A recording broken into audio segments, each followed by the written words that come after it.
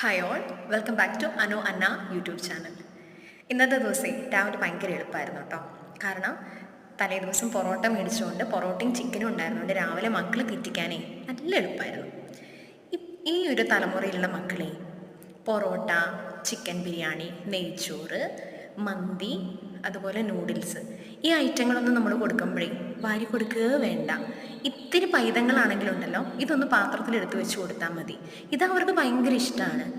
വാരി കൊടുക്കേണ്ട ഒരു ആവശ്യമേ ഇല്ല. ചോറോ ദോശയോ അപ്പോ ഒക്കെ ആണെങ്കിൽ ഉണ്ടല്ലോ, വായിലേക്ക് കുത്തിക്കയറ്റി കൊടുത്താലും തിന്നത്തില്ല.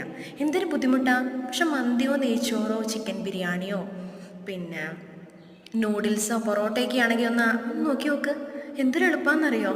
പക്ഷെ ഡെയിലി ഇത് നടക്കുന്ന കാര്യമാണോ? എല്ലാ ഭക്ഷണവും മക്കൾ കഴിച്ച് പഠിക്കണ്ടേ?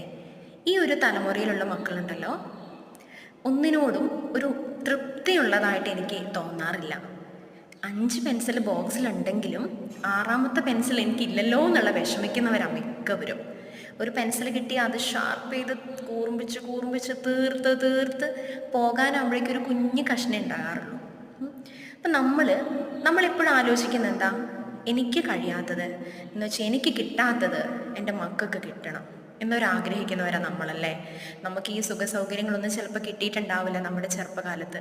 പക്ഷെ നമ്മുടെ മക്കൾ അങ്ങനെ ആവരുത്. അവരെല്ലാ സൗകര്യങ്ങളും അറിഞ്ഞു വേണം വളരണം എന്നാലോചിക്കുന്നവരാണ് നമ്മളെല്ലാവരും അല്ലേ. പക്ഷേ കഷ്ടപ്പാടുകളൊക്കെ മക്കൾ അറിഞ്ഞു വളരട്ടെ എന്നേ, എങ്കിലേ അവർ ജീവിതത്തിൽ വിജയിക്കുകയുള്ളൂ കേട്ടോ.